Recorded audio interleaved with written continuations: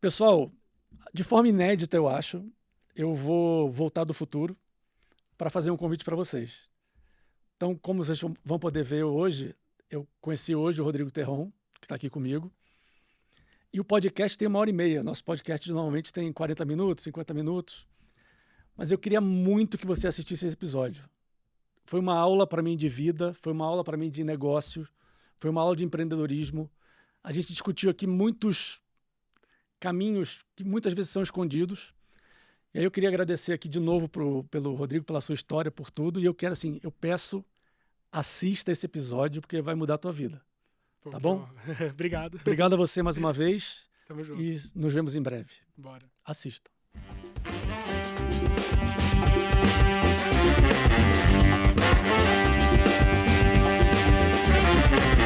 Bom dia, boa tarde, boa noite, pessoal. Mais um de Galho em Galho da Monk, nosso canal de conteúdo, comunicação, novidades, inovação. Obrigado pela sua audiência. Não esquece de curtir, compartilhar, fazer o sininho. Eu sempre esqueço de falar isso, mas hoje eu lembrei. Estou aqui hoje com um cara que eu acabei de conhecer. É quase meu xará de nome e sobrenome, né? Eu sou o Rodrigo Terra, ele é o Rodrigo Terron. E estamos conversando aqui desde o começo, eu dei uma estudada sobre você, Rodrigo, e eu vi uma história muito encantadora, de um crescimento muito sustentado e organizado ao longo da carreira, da vida. De novo, estou te conhecendo agora eu quero conhecer os bastidores disso. Então, eu queria primeiro que você se apresentasse. Eu sempre falo que ninguém melhor do que você para falar de você mesmo. Então, bem-vindo, muito obrigado pelo seu convite, é um prazer te receber aqui. E se apresente, por favor. Show de bola. Obrigado primeiro pelo convite, né? Tô bem feliz aqui de participar. Gosto muito de participar desse formato de podcast e acho que vai sair coisas bem legais. Sou Rodrigo Terron, né? Quase xará literalmente. Tenho 31 anos. Empreendo há 9 anos e antes disso fiz uma carreira um pouco mais corporativa, mas acho que desde pequeno, assim, sempre gostei muito de tecnologia, sempre fui muito curioso com tecnologia e sempre tive o objetivo de, em algum momento, ter o meu próprio negócio. Então, na medida que eu ia crescendo e olhando, sempre fui aquele cara dentro de casa, assim, que queria ter meu dinheiro. Então, de moleque, assim, eu vendia tudo que dava na minha mão. Eu fiz a minha avó uma vez arrumar um carrinho de sorvete, e eu ia vender sorvete na rua, e ela tinha uma amiga que tinha lá uma fábrica de sorvete, então eu ia lá, enchia o carrinho, saía para vender. Moro hoje, né, em Campinas, sou aqui de São Paulo, mas já morei em vários lugares aqui de São Paulo, né? Nasci na Zona Leste, ali em Guaianazes, mas morei na Zona Sul, morei em São Bernardo do Campo, onde eu cresci, numa região um pouco mais rural ali, cresci em chácara, né? Que delícia. Não tinha acesso à internet na época. E aí, quando eu fiz meus 18 anos, terminei o ensino médio, eu falei, se eu quiser realmente trabalhar com tech, eu tenho que estar em São Paulo. Aí foi quando eu, no primeiro momento, vim morar na República, depois convenci a família, aí veio todo mundo para São Paulo e... Seus pais? Meus pais, meus irmãos, tenho 2 irmãos. Aí chegou um momento que eu cansei um pouquinho de São Paulo, fui para Campinas. Aí levei todo mundo também. Então hoje que legal. É só o meu irmão do meio, né, o segundo, que mora aqui em São Paulo. O restante da família, todo mundo acabou ficando em Campinas. Fomos bem recebidos lá e acabou. É legal você já movimentando a sua história e a família desde... Eu acho que minha família fez muito parte disso, né? Eu vim de... Acho que, tanto meu pai quanto minha mãe, assim, sempre foram muito sonhadores, mas a gente veio de uma, vamos dizer assim, de uma situação econômica que eu acho que é muito realidade do Brasil, de não ter recurso. Então, eu cresci vendo meu pai e minha mãe tentando montar vários negócios, sempre dando errado, e negócios mais convencionais, né? Então, abria ali um ponto comercial, tentava vender alguma coisa e acabava que não ia... Não foi tão bem sucedido, mas acho que isso tem muito do meu DNA. Minha avó também. Minha avó tem um mercadinho dela. Minha avó tem 73, 74 anos. Tem um mercadinho dela até hoje, vive disso. Aonde? Campinas? Não, ela mora em São Bernardo do Campo. Riacho Grande, ali na parte mais rural da cidade. Não sei se você conhece ali, mas você tem São Bernardo do Campo. Aí você tem o Riacho Grande, que é meio que o interior de São Bernardo do Campo. Você tem a Balsa, ela mora depois da Balsa. Não conheço. É longe. E eu cresci lá, então eu sempre tive muita influência familiar e durante a minha carreira como empreendedor, assim, eu sempre tive muito apoio, né? Acho que teve um momento que eu cheguei em casa e eu estava num momento legal da minha carreira como na área de planejamento, que é a área que eu trabalhei.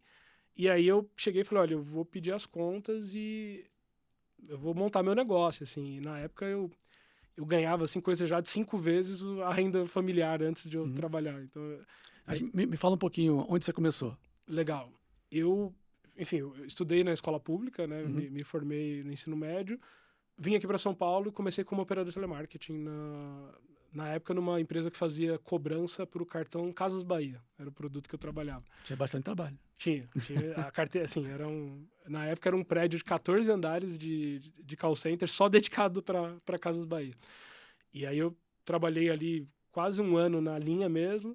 Aí eu fui para um outro call center que era um pouquinho melhor, que era do Banco Cacique na época, né? Então, o Banco Cacique tinha acabado de ser comprado por uma empresa francesa, tinha ali aí era meio que era um call center, mas já era um nível melhor, assim, de modelo de trabalho. Era menor também, né? Não tinha uma operação tão grande.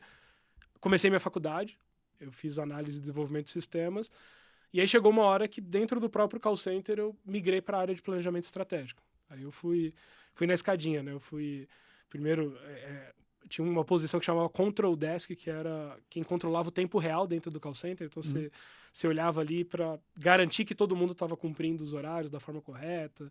Você tem uma gestão, né, de pausas, de quantidade de ligações.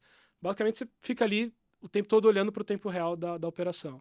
Aí eu fui assistente, analista 2, aí fui para um cargo de gerência, coordenação, gerência, saí quando eu iria para uma posição de superintendência ali da área de planejamento. Pô, muito legal.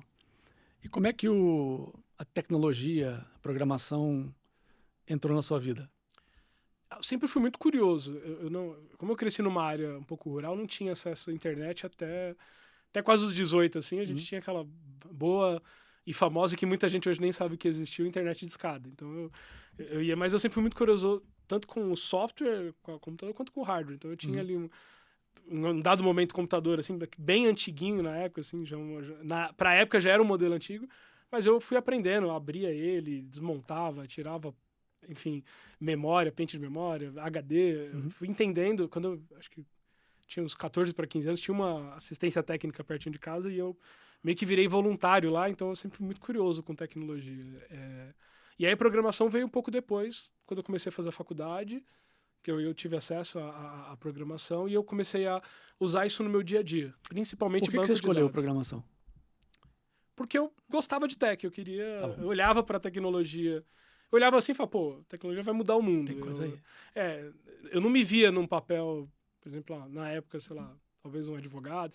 Eu cresci em São Bernardo do Campo, né? Lá tinha as montadoras, então acho que quase todo mundo ali tinha o sonho de trabalhar na Volkswagen, trabalhar numa grande montadora. Eu olhava e falava, cara, não sei se eu quero isso, eu quero trabalhar com internet. Acho que eu assisti na escola quando eu tinha, assim, eu não vou saber exatamente quantos anos, mas eu assisti aquele filme Piratas no Vale do Silício, que é um filme bem antigo, assim, que conta, né, a história do Steve Jobs, do Bill Gates. E eu olhava e falava, pô, eu quero viver isso, né? Acho que é uma coisa, tipo, de criar algo que vai mudar a vida das pessoas e eu acho que a tecnologia tem esse poder, mudou a minha, pelo menos. Sim. E eu vejo constantemente mudando a de várias pessoas. Então, eu acho que sempre foi uma decisão, desde pequeno, acho que era muito pouco provável eu não trabalhar com tecnologia. Tá. Aí eu consegui agora entender a convergência da sua origem com as suas decisões e com a mudança de carreira, né? Então você acabou se tornando um cara muito de planejamento, que você via uma operação ao vivo e tinha que coordenar aquela operação ao vivo, que é muito difícil. Teve sucesso nisso, cresceu bastante. Como você falou, a sua renda pessoal era 5 vezes da família.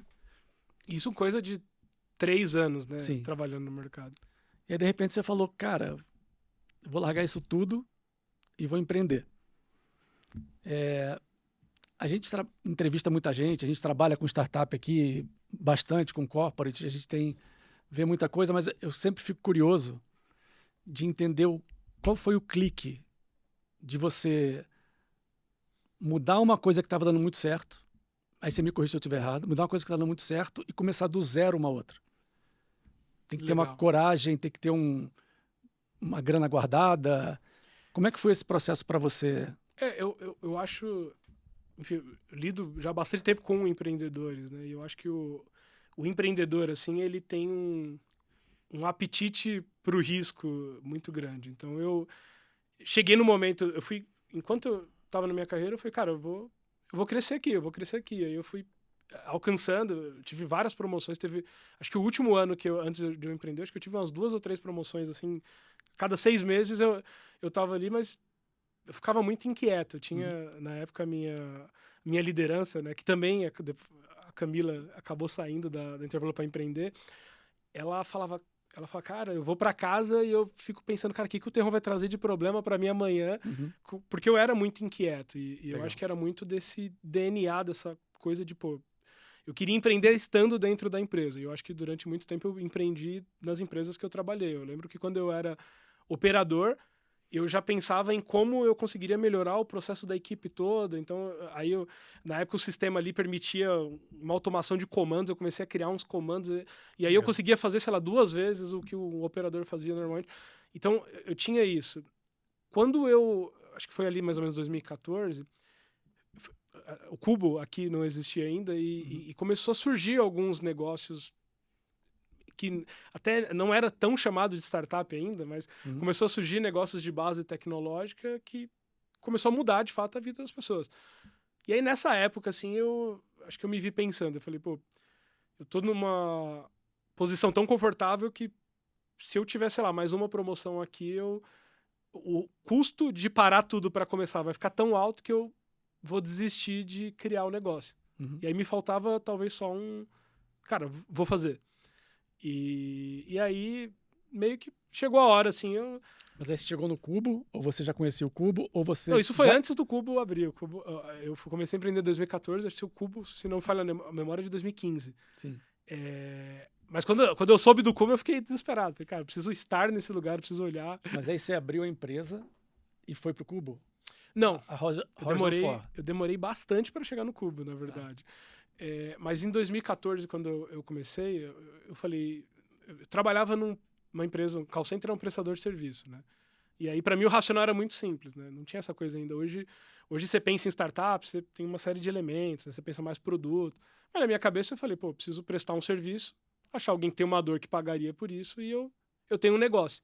Boa. Então eu comecei ali em 2014 a falar com todo mundo que eu conhecia do mercado. Cara, se você estiver precisando de qualquer ajuda, desde de marketing, design, programação, eventos, cara, fala comigo, tô ali à disposição. Eu resolvo. Eu resolvo. E aí não demorou muito a aparecer um site, aí depois apareceu um e-commerce, aí depois apareceu um cara falou, cara, não sei se você sabe o que é uma API, mas eu preciso desenvolver uma API aqui, não sei se está indo. E aí aí a gente foi indo mais para tecnologia. A faculdade ajudou pra caramba. Nessa época eu já tinha me formado. Sim, mas a técnica, né? Já tinha ali um certo conhecimento. Fui contratando, no primeiro momento era eu e meus sócios, depois a gente foi puxando ali algumas pessoas e fui me especializando em alocação de talento de tecnologia e em startup. Então eu criei quase que um filtro, né? Eu falei, eu quero trabalhar com startup, que tenha time de tecnologia, que eventualmente recebeu investimento, que precisa crescer rápido e não está conseguindo contratar dev. Essa era meu target. Então, toda vez que eu olhava uma startup, eu falava, pô, tem CTO? Tem dev? Tem. Recebeu investimento? Recebeu. Cara, esse cara precisa de ajuda. Boa. E aí eu ia nele, cara, como que tá a tua área de tecnologia? Pô, cara, não tô conseguindo contratar, tá difícil achar dev. Né? Eu tenho dev para alocar para você. Você não quer fazer um projeto, um experimento? Pega um pedacinho do teu código, passa pra gente fazer, a gente faz aqui. Começou assim. E aí daí a gente foi criando uma identidade, acho que diferente da maior parte dos negócios que você começa ali de um problema muito específico, né? Eu vou resolver o problema da mobilidade, acho que a gente começou, eu vou procurar o problema de alguém e alguém que eventualmente tem dinheiro e resolver de alguma forma o problema dele. E aí a gente ficou em bastante tempo prestando serviço de mão de obra de tecnologia, até que a gente foi indo para vários caminhos. Você vendeu a Horizon 4? Não. Na verdade... Como é que foi a mudança para Xiaomi? Xiaomi. O que aconteceu? Isso, 2014 a gente começou, ficamos ali em 2015, 2016. Quando foi 2017, 2016 eu participei de uma maratona de programação, um hackathon. E isso me impactou de uma forma muito grande, porque eu sempre fui apaixonado por comunidades. E aí, quando eu vi a força da comunidade de tecnologia E aí, não sei se você já teve experiência de estar ou ver um hackathon de Sim. perto, mas eu cheguei sábado de manhã num espaço que tinha umas 200 pessoas, todo mundo muito animado. Criei uma equipe ali na hora, conheci as pessoas e comecei a trabalhar em cima de um problema. E no final, fiquei sábado ali, virei à noite é pizza energética, aí você continua na madrugada, no domingo você precisa empacotar isso, fazer um pitch, e se você fizer uma boa solução, você tem uma premiação no lugar. Quando eu participei, assim, eu saí desse evento e falei, cara, isso é incrível, porque eu conheci muita gente, eu aprendi muito num período de 2 dias, eu me conectei com empresas, não só pessoas, né? Entendi modelo de negócio, usei tecnologias. Na época, você tinha ali, estava começando a vir muito forte a coisa da cloud, então a galera deixava liberado, usa aqui, ó, tem essa API, tem esse serviço, tem o Watson da IBM, então você começava a utilizar essas tecnologias na solução. Eu virei pro meu sócio e falei, Abraão, a gente precisa... Já era o Abraão. É o Abraão, Daqui, é o tá. Abraão do Cubo. Famoso Abraão do Cubo. Já era na Horizon também. Ele já era, ele, desde a primeira empresa. A gente foi sócios há quase 10 anos. Mas vocês se conheceram como? Cara, a gente se conheceu na igreja, fazendo um trabalho... A gente tinha ali um grupo de jovens dentro da mesma igreja, a gente fazia um trabalho como liderança desse grupo, e aí a gente começou a fazer eventos, tinha muitas iniciativas até voltado para o social. Adolescente? O Abraão é um pouco mais velho que eu, né? Eu tinha ali tava nos 18, 19, bem a época que eu era operador de telemarketing. Uhum. O Abraão já tava ali pelos seus 20 e poucos e a gente, acho que mais ou menos ali 2012, 13, a gente já fazia muito projeto. 2014 Entendi. Foi quando eu cheguei e eu falei, cara, a gente tá fazendo um monte de projeto legal, todos dando muito certo. Por que a gente não abre uma empresa, né? E na época ele tinha saído do emprego dele. Ele falou, ó, eu consigo fazer isso uns meses, né? Se der certo, eu fico. Senão, eu vou ter que achar um emprego, porque Sim. Acho que tanto eu quanto ele, a gente sempre contribuiu em casa, né? Então, tanto quando eu pedi as contas também, eu tive esse problema, né? Desde 12 anos que eu coloco dinheiro dentro de casa. Quando eu paro de ganhar dinheiro, eu preciso, de alguma forma, continuar ajudando. Então, a gente começou ali muito num teste, mas a gente já vinha desse experimento, assim, dentro da igreja que já dava certo. A gente fez, assim, dezenas de eventos, grandes iniciativas, liderava pessoas, né? Porque a gente tinha ali... E eu acho que a gente tinha voluntários, né? Uhum. Todo mundo tá dentro de uma igreja, acaba fazendo um trabalho voluntário. Então, é um pouco mais difícil, porque, às vezes, no voluntariado é diferente, né? A pessoa não tem uma relação de trabalho. Então, acho que muito do que a gente aplicou no negócio veio dessa experiência. Tá. E só voltando um pouquinho, aproveitando uma coisa que você falou, depois eu volto para Xiaoyi. Esse momento de ganho 5, amanhã não ganho nada. Como é que foi isso para você? Essa decisão, né? De ter que sustentar a família, ajudar a sustentar e... Foi bem difícil. Eu lembro que os primeiros meses eu ainda estava na Intervalor, que é a empresa que eu trabalhava. O Abraão estava full-time, a gente tinha mais 2 pessoas full-time. E aí eu fazia uma dupla jornada. Então, ia para Intervalor, trabalhava o dia inteiro, saía, ia encontrar os meninos, fazia mais umas 4 ou 5 horas. E aí eu tomei a decisão na época, eu falei, se a gente está todo mundo nisso, então meu salário é faturamento da empresa. Então, eu pegava meu salário e dividia. Porra, que animal. Foi a forma que eu achei de viabilizar o negócio. Animal. A gente fez isso acho que uns 6 meses, mais ou menos. Depois a gente começou a ter ali um cliente ou outro. E aí, assim, diminuiu bastante. Tava ganhando literalmente o básico para sobreviver. Mas chegou uma hora que eu falei, se eu não ir full time, não vai dar certo. E eu lembro que, por coincidência, eu almocei com o Bento hoje, que era o meu CEO na época da Intervalor. E a gente tava falando sobre isso, né? Eu cheguei pro Bento e falei, Bento, eu tô saindo, eu quero montar meu negócio. E aí ele pegou e falou, pô, Terron, eu fico muito triste, porque você é um dos caras que tá fazendo um trabalho muito bom aqui, etc., mas na época a Intervalor tinha 3 mil funcionários. Ele falou, mas se alguém tivesse me impedido 16 anos atrás de montar a Intervalor, hoje era menos 3 mil empregos. Então não sei o que você vai fazer, mas eu sei que você vai fazer alguma coisa que vai fazer sentido pro mundo. E aí ele falou, como que eu posso te ajudar? E na época eu falei, bem, primeiro você pode me ajudar me mandando embora, porque aí eu vou sair um pouquinho melhor e eu tinha 3 anos de Intervalor, então a rescisão ajudou ali um pouco também. A gente usou também, né, para o negócio. E eu falei, segundo, eu gostaria de ser fornecedor da Intervalor de alguma forma. Então eu saí da Intervalor e depois Legal. eu virei um parceiro da Intervalor. Isso foi muito legal. E na época, assim, o Bento me ajudou. A Camila, que era minha chefe, ela tá aqui no Cubo hoje com uma startup, que é o Mediação Online. Ela, na época, também me contratou, virou, então ela era minha chefe, depois ela virou minha cliente, eu trabalhei. E aí eu tive acho que o fato de eu ter passado alguns anos ali dentro do call center me criou uma rede de contatos que me ajudou a tocar o negócio. Sim. Eu acho que isso fez muita diferença, assim. Foi o Bento que te convenceu a ir para Campinas? Não foi o Bento. Ah, não foi o Bento. Essa história é super engraçada, porque eu tinha... A Intervalor é um call center especializado em crédito e cobrança. Uhum. E aí a gente usa, dentro da estratégia, o que a gente chama de um birô de crédito, que é alguém que tem um banco de dados muito grande, atualizado, que ele atualiza a minha base. Então eu recebo uma lista, sei lá, com 100 mil pessoas que têm algum tipo de dívida.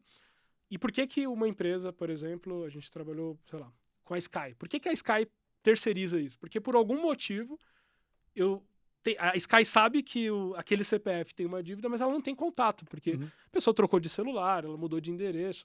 Endereço é mais fácil no caso da Sky, porque está instalado alguma coisa. Mas, sei lá, o cara sumiu e aí a Sky terceiriza isso. E a Assertiva, que é da empresa do Ederson, é essa empresa que eu usava para atualizar os dados. Então, eu pegava aquela lista, mandava para a Assertiva, e aí o Ederson, que é o CEO da Assertiva, ele fala que eu era o cliente mais chato da Assertiva. Porque como eu tinha conhecimento de banco de dados, Quem eu queria... conhece, sabe pedir. Né? eu queria entrar no banco de dados. Teve um dia que eu literalmente pedi, eu falei, cara, deixa eu fazer uma consulta nesse banco. E é super legal, porque a Assertiva hoje é uma empresa, enfim, deve ter uns 200 funcionários, fatura já é muito assim. Até hoje a gente é super próximo, mas eles me deram muita liberdade para criar produtos. Então, na época, eu comecei em umas coisas que era uma lógica diferente. Eu falava, Ederson, eu tenho aqui, sei lá, eu tenho o Rodrigo aqui, e eu tenho 20 telefones do Rodrigo. Eu mando o CPF dele, você me manda mais 5. Aí eu fico com 25 telefones e eu não acho o Rodrigo. Eu falei, eu quero o contrário. Eu vou mandar o CPF do Rodrigo com os 20 telefones que eu tenho, e aí você vai me falar quais telefones definitivamente não é do Rodrigo. E aí você vai tirar. Aí eu vou ficar, em vez de 20, eu vou ficar com 10. E aí com 10 eu vou tentar até achar ele. Então a gente começou a criar alguns produtos e a Assertiva... Modelos, né? a Assertiva virou um parceiro muito grande da Intervalor na época. Quando eu saí, foi uma das primeiras pessoas que eu liguei. Eu liguei lá para a Assertiva e falei, olha, tô começando a jornada aqui como empreendedor. Primeira coisa, eu quero que você vira meu cliente. Mas se você não virar meu cliente, eu queria que você me desse uma aula aqui, né? Me falasse um pouco como é. Na época, a Assertiva tinha umas 30 pessoas, né? Hoje já cresceu muito. Eu falei, quero entender como eu posso ser um empreendedor de sucesso. E aí o Ederson, na época, ele falou assim, cara, me manda o endereço, eu vou mandar o motorista pegar você semana que vem, sei lá, na terça-feira de manhã. Você vem, passa o dia aqui comigo, depois ele leva você embora e vai. Isso foi uma das coisas assim, que me marcou, porque aí a gente foi lá, ele e o sócio dele, né, o Ederson Domingo, eles passaram o dia inteiro com a gente. Falaram, cara, você tem que fazer isso, tem que ter máquina de venda, você precisa... E eu não tinha esse conhecimento, porque eu não tinha montado uma empresa. Eu já trabalhava em empresas grandes, eu tinha uma ideia, assim, né, de que é como funciona um board, qual o papel dos diretores, mas não de como desenvolver um negócio. E aí aí o Ederson, na época, ele falou, cara, tem mais. Trabalha comigo aqui. Ele falou assim, a Intervalor era um dos maiores clientes na época da Assertiva. Ele falou, tem muito conhecimento que você fazia lá dentro da Intervalor, tem um monte de empresa pequena que a gente trabalha que eles não fazem a mínima ideia. Vamos fazer um projeto, entende? Como que você consegue me ajudar? E eu falei, tem uma regra. Eu falei assim, eu não quero trabalhar para a Assertiva, eu quero fornecer um serviço para a Assertiva com a minha empresa. Pode ser? Ele falou, pode. A gente foi. Aí, aí eu já estava mergulhando nesse mundo de inovação, comecei a levar muita coisa de inovação. E o Ederson tinha um espaço vazio no prédio do lado da Assertiva. E eu falei, cara, por que você não abre um coworking aqui? Na época o Cubo já estava ali. Eu falei, pô, Campinas precisa de alguma coisa assim. Aí ele falou, cara, vamos abrir isso junto. Aí a gente abriu, chamava Castelo Creative Space, que ficava num bairro ali, que é o Castelo, em Campinas. Legal. E aí eu fiz o primeiro evento de inovação ali do Castelo. A gente fez um evento na época para umas 100 pessoas, assim, que foi meio que a inauguração. E aí eu tava nessa provocação do hackathon, eu falei pro Ederson, cara, por que você não faz um hackathon da Assertiva? Ele falou, um quê? Quem? Eu falei, um hackathon, uma maratona de programação. Aí ele falou, cara, faz aí. Faz aí, você me fala aqui o que eu preciso fazer. E aí a gente organizou, foi o primeiro evento nosso. E aí, pouco depois desse hackathon, o Ederson falou, cara, vem morar em Campinas. Ele falou, pô, você tá aqui o tempo todo, indo e voltando, a gente já gosta muito, tem uma relação legal, por que você não vem? E aí eu virei pra ele e falei, legal, eu venho pra cá, mas você vai investir na plataforma de hackathon da Xiaomi, você vai colocar um cheque ali pra gente. E aí ele falou, cara, tá bom, quanto você precisa, tal, a gente meio que fez. Nem... Isso aí, 2016, 2017, não tinha muito volume de investimento anjo e tal. Foi uma coisa, assim, até bem informal, assim, que a gente fez ali na época, mas ele ajudou a gente a dar os primeiros passos. Aí eu me mudei para Campinas, para estar ali mais perto. A gente usava muito ali o espaço do... Então descobrimos a história do vizinho. Exatamente. Legal. Vamos voltar para a Xiaomi. Aí... Então, aí você falou do Abraão, que você já tinha conhecido. Você montou a Xiaomi com o Abraão, que já trabalhava com você na Horizon. Isso. E aí, você perguntou o que aconteceu, né? Chegou uma hora que a demanda... Quando a gente começou a falar para todo mundo que a gente fazia hackathon, não tinha ninguém fazendo isso em volume no mercado. Então começou a vir todas as grandes empresas atrás da gente para fazer os seus hackathons, né? Uhum. E aí chegou uma hora que o trabalho de hackathon já era maior do que o da fábrica. E aí chegou um momento que a gente falou, pô, vamos encerrar a fábrica, vamos entregar todos os projetos que a gente tem vendidos e vamos entrar de cabeça aqui nessa plataforma de hackathon que a gente está criando. Isso foi em comecinho de 2018. A Xiaomi, a gente começou a fazer hackathon comecinho de 17, a Xiaomi nasceu em 17, porque a gente começou a fazer hackathon antes de existir Xiaomi. Sim, sim. Aí a gente criou a marca e começamos a trabalhar com empresas maiores. Aí na época, final de 17, a gente fez um hackathon que entrou para a história, que foi o hackathon do Banco Original, porque a gente deu 3,5 bitcoins de prêmio na época, e aí isso gerou um barulho muito grande na comunidade, né, de tecnologia. Aí depois disso o Itaú convidou a gente para fazer Valia muito. Então, 2017, na época do hackathon, foi a época daquela primeira valorização muito grande que teve. Então, não valia o que depois ali em 2021 ele chegou, mas já valia muito. Sim. Só que durante a divulgação do evento ele foi valorizando. Então, a gente falava assim, cara, até o dia do evento, eu acho, se eu não me engano, no dia do evento, um Bitcoin estava avaliado em acho que 75 mil reais. O evento foi ficando caro dia a dia, né? Foi. Muito variável. E aí a galera ficou mais curiosa para participar. Foi um evento muito bonito. Aí a gente fez Itaú, aí depois a Uber procurou a gente e falou, cara, a gente quer fazer, mas a gente quer fazer em vários lugares do Brasil. Vocês atendem em vários lugares do Brasil? Eu falei, claro. É um método. Depois eu entendi como fazer, né? O primeiro evento fora foi em Porto Alegre. Sim. A gente só descobriu a complexidade quando a gente falou, tá, mas como que eu consigo agora 80 desenvolvedores para participar de um hackathon em Porto Alegre, sendo que eu nunca fui para Porto Alegre? É verdade. Aí a gente chegou lá, deu certo. Na época eu fui no LinkedIn, mandei um convite pessoal para cada um. Cara, a gente tá chegando, o primeiro evento nosso fora de São Paulo. Foi um sucesso. Aí a gente foi Só LinkedIn? Esse primeiro foi assim, né? Porque a gente fechou, aí fechamos eram 5 hackathons. Teve imprensa, né? Foi bem divulgado. Mas as inscrições estavam baixas. Aí eu entrei no LinkedIn e falei, cara, eu vou achar 80 devs aqui em Porto Alegre e vou fazer esse evento acontecer. Aí foi. Sensacional. Aí depois a gente foi para Belo Horizonte, Brasília, rodamos o Brasil. E começou a vir muita empresa muito grande, assim. Aí eu lembro que nessa época, o hackathon, até hoje, acho que o mais famoso que tem no Brasil é o da Globo, porque ele acontece dentro da casa do Big Brother Brasil. E aí eu falava pro Abrão, falei, cara, o ano que a gente organizar o hackathon da Globo, aí eu falo que a Xiaomi virou um negócio sério. E aí, em 2019, a Globo procurou a gente e falou, cara, a gente quer vocês para organizar o nosso evento. A gente foi lá, fez com eles, foi super legal. Na época, o Abraão foi o apresentador junto com o Thiago Leifert. Foi uma coisa, assim, bem... que marcou. Mas a gente fez mais de 150 eventos presenciais entre 2017 e 2020. Mais de 80 grandes empresas, assim. Eu falo que das 100 maiores do Brasil, a gente trabalhou com mais da metade. E foi bem na época da área de inovação, que todos assim... O que aconteceu? 2014 e 2015 começou a surgir muita startup. 2017 e 2018 foi meio que a resposta das grandes empresas. Então foi quando as grandes empresas falaram, pô, se eu não mudar alguma coisa no meu modelo de negócio, essa galera, molecada da startup aqui vai me atrapalhar. E aí foi a época que a gente surfou as duas ondas. A gente trabalhou com as startups ali no começo, e aí a gente foi para as enterprise, trabalhando com as grandes empresas. As duas empresas eram de serviço? As duas de serviço, só que aí a Xiaomi, a gente trouxe esse elemento de plataforma. Aí, assim, foi como eu fui para o Vale do Silício em 2018, 2019 eu morei 6 meses lá e com o objetivo muito de entender como fazer uma plataforma escalar. E aí eu comecei a vender plataforma da Xiaomi como plataforma mesmo. Então, isso ampliou o nosso faturamento. Mas a plataforma oferecia o quê? Ela... É porque assim, qual que é a complexidade de fazer uma maratona dessa? É que é tudo no papel. Então, assim, a formação de equipe, pô, a gestão da mentoria, as avaliações, aonde que eu subo o projeto, aonde que eu divulgo. A gente meio que automatizou, na época, todo o processo dentro de um software. Então, quando a gente começou a fazer todo o evento nosso com a plataforma, e aí a gente criou um perfil para o pessoal que participava, o cara colecionava, tinha um gamification ali, então conforme ele participava, o perfil dele ficava mais completo. Então o pessoal começava a chegar nos eventos e falava, pô, mas não tem plataforma nesse evento? E aí o pessoal procurava a gente.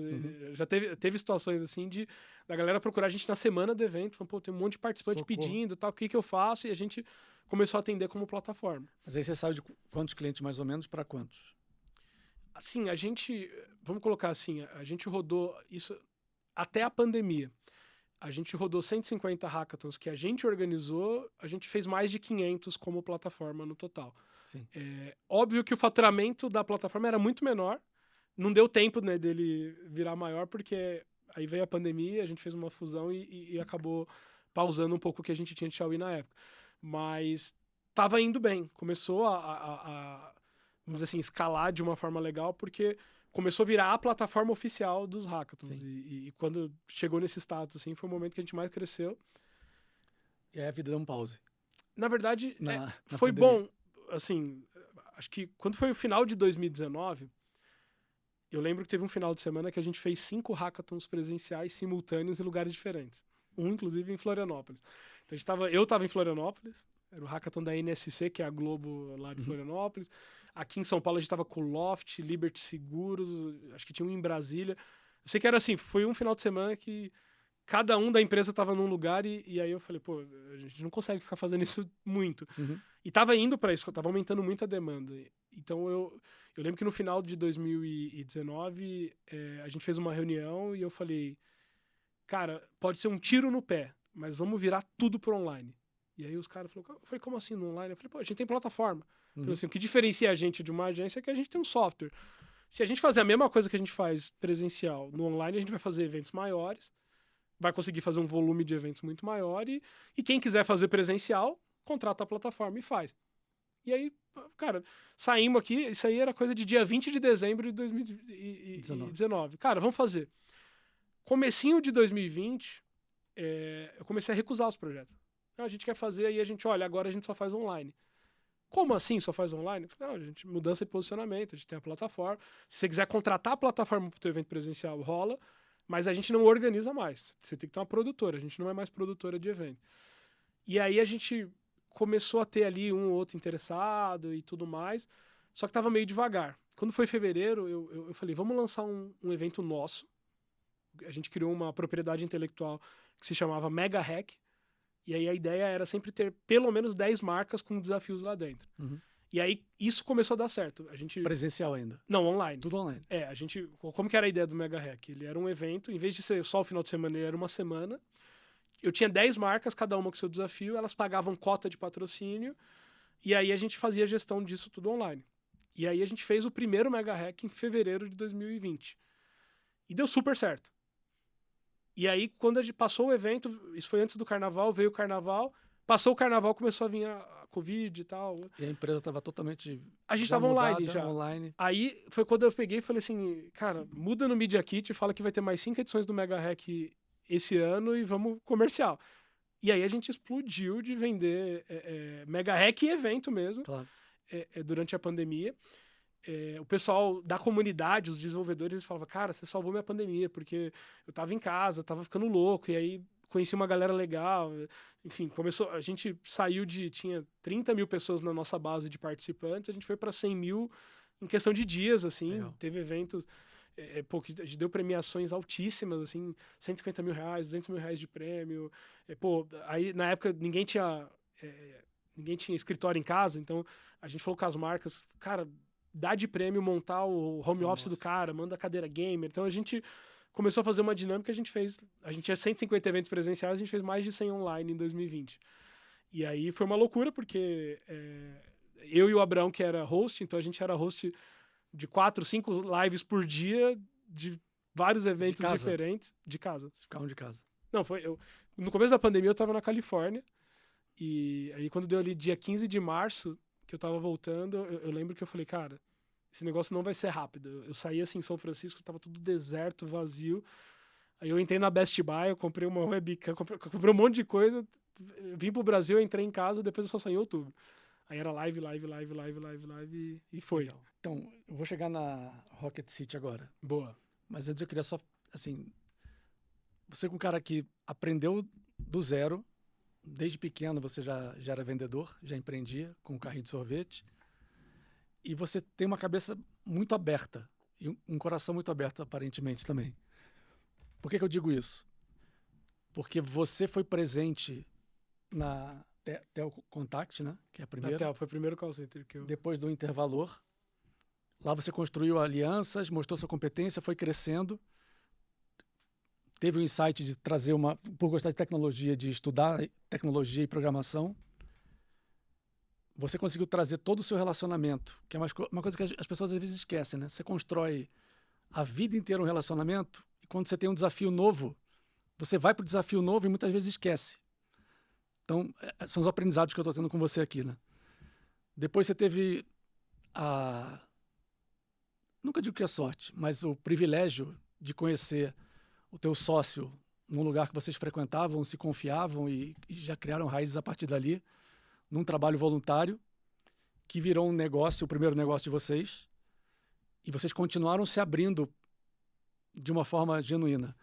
Eu acho que um exemplo incrível que você deu foi, cara, eu acreditei tanto na empresa e larguei meu emprego, que primeiro foi concomitante, que eu dividia o meu salário também com os outros.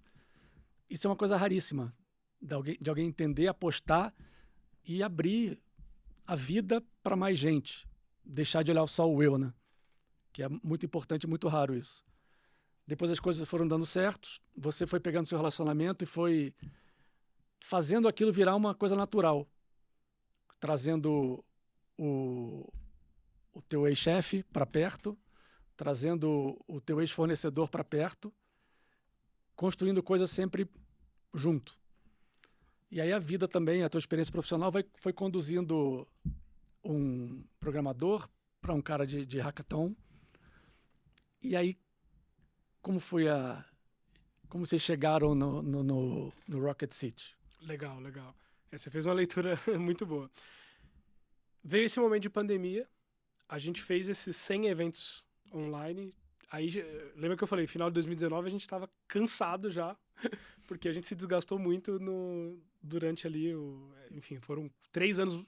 O Hackathon ele só acontecia de final de semana, então foram 3 anos, todos os finais de semana dedicado para isso. 150 finais de semana. E era loucura. Alguns era duplicado, ainda tinha 2, 3 eventos rodando. Aí a gente foi pro online. Ficamos um ano ali, aí acho que é um ponto que a gente pode falar depois, assim, mas eu engordei 45 quilos fazendo essas lives e live. Eu olho as lives hoje, assim, eu falo, meu Deus do céu, porque eu não só engordei, mas aí cara, era uma corrida tão grande que às vezes não parava, sei lá, não tinha tempo de cortar o cabelo, e eu falo, cara, como que eu fiz a live desse jeito? Mas era uma coisa assim, era reunião, live, reunião, live. Quando foi o final ali, foi chegando o final de 2020, que foi aí ao que eu falei, a gente já tinha muito conhecimento, né? Já estava muitos anos tocando, eu falei, cara, a gente precisa fazer alguma coisa que é escalável com tudo isso que a gente construiu. E isso que você falou é uma coisa importante, assim, muitas pessoas, principalmente em transição de carreira, eu vou mudar de A para B, a primeira coisa que ela faz, ela joga tudo que ela construiu fora e se trata como, sei lá, um estagiário que está começando do zero. Uhum. E eu sempre tentei, assim, o que eu tenho de valor já construído que eu posso trazer. Então, eu quando foi ali mais ou menos final de 2020, meio pro final, assim, eu fiquei pensando, eu falei, pô, o que a gente pode fazer? E aí, qual que era o ativo que eu tinha na mão? Eu tinha umas 120 mil pessoas ali da comunidade da Xiaomi que participava dos nossos eventos, que acreditavam muito na gente. Tinha acesso ao mercado. Desenvolvedores? A maior parte de desenvolvedores, mas também alguns voltados para produto, design. A galera que trabalha no perfil startupeiro, vamos dizer assim. Eu tinha acesso ao mercado. A gente trabalhou com as maiores empresas do Brasil. E aí eu tinha um parceiro, que era a Rocket City na época. A Rocket City era uma empresa de Rio do Sul, Santa Catarina, começou com 3 fundadores e tinha um foco muito grande em educação. Só que eu olhei assim, eu falei, cara, eu preciso vender alguma coisa para essa base pra gente ter alguma coisa um pouco mais escalável do que só... Nossa ideia não era parar de vender para as empresas, mas era ter um produto que as pessoas que confiavam na Xiaoyi comprariam. E para mim esse produto era educação. Falei, pô, a gente ajuda as pessoas na carreira, né? Hoje, o maior legado que a Xiaoyi deixou é a carreira dessas milhares de pessoas que participaram. Toda semana eu recebo um depoimento ou encontro alguém, ou alguém me fala, pô, cara, Xiaoyi mudou minha vida porque eu participei de um hackathon e por causa disso eu fui para uma empresa, por causa disso eu conheci meu sócio, por causa disso eu aprendi uma coisa nova. E aí eu falei, vamos entrar para educação. Só que aí eu tinha essa relação, eu falei, pô, mas eu tenho um parceiro de educação. Então eu liguei para Rocket City, liguei para o Robson, que depois virou meu sócio, falei, Robson, preciso te contar uma coisa, não quero ser super transparente, não quero... Você já conhecia eles de... o que acontece, assim, a gente começou a trabalhar junto, porque eles tinham era uma escola de programadores, então a gente, eventualmente, eles divulgavam os nossos eventos, em alguns momentos a gente... Contratavam gente, eventualmente? Contratava, dava bolsa, pegava, nesse hackathon aqui, para quem ganhar, tem uma bolsa da Rocket City, então tinha uma relação legal. E eu liguei e falei, Robson, preciso ser muito transparente com você. Eu vou entrar pro jogo da educação, a gente vai mudar um pouco o posicionamento e pode ser que a gente vire concorrente. Não quero tirar nada aqui de vocês, não quero atrapalhar, mas assim, é importante ser transparente com você aqui antes de qualquer coisa. E ele falou, cara, legal. Ele falou, só que a Rocket City tá crescendo e a gente precisa de ajuda. E, cara, a gente tem uma admiração muito grande, né, por você, pelo Abraão. Vou falar uma coisa aqui, se você achar que não faz sentido, beleza, mas dá uma pensada, por que a gente não se junta e faz uma coisa maior? Em vez de a gente dividir ali o mercado, a gente vem com um posicionamento de uma Rocket City que é muito boa no B2C, com uma Xiaoyi que atende todo mundo no B2B, em vez de ser 3 e 2, a gente virar 5 executivos bem fortes aqui e crescer. Eu fiquei com isso, falei com o Abraão falou, pô, eu gosto da ideia. E aí a gente foi muito rápido, assim. Cara, vamos fazer? Vamos fazer. Só uma pergunta. Os teus clientes que te contratavam nas empresas eram as áreas de tecnologia? Tecnologia, em alguns momentos RH, em alguns momentos até marketing, área de inovação, era meio... Tinha algumas áreas, assim, né? A gente, na verdade, assim, uma das coisas que a gente... Eu nunca fazia um hackathon para atender uma única área da empresa. Então, quando eu chegava, independente da área que me procurou, eu falava, olha, um hackathon é caro se você fizer ele por um motivo só. Então você tem que fazer ele por todos os motivos possíveis. Você tem que trabalhar relacionamento com o parceiro, você tem que trabalhar contratação dos talentos, você tem que trabalhar inovação. Então a gente meio que fazia esse trabalho dentro das grandes empresas. Assim, uma grande empresa que tem, sei lá, milhares de pessoas, as pessoas não se conhecem. Então quando eu chegava lá, eu falava, a primeira coisa do meu questionário, quem que é a pessoa da área tal? Quem que é a pessoa da área tal? E eu ensinava, independente de quem me procurava, como criar esse projeto unindo áreas da empresa, que é algo muito raro, assim, no sentido, as áreas, a maior parte delas, elas não trabalham interligadas, né? Sim. E a gente conseguia, porque o hackathon demandava muita energia. Então, quando a gente fazia o hackathon, a gente tinha, às vezes, 30, 35 pessoas da empresa envolvidas em cada parte ali.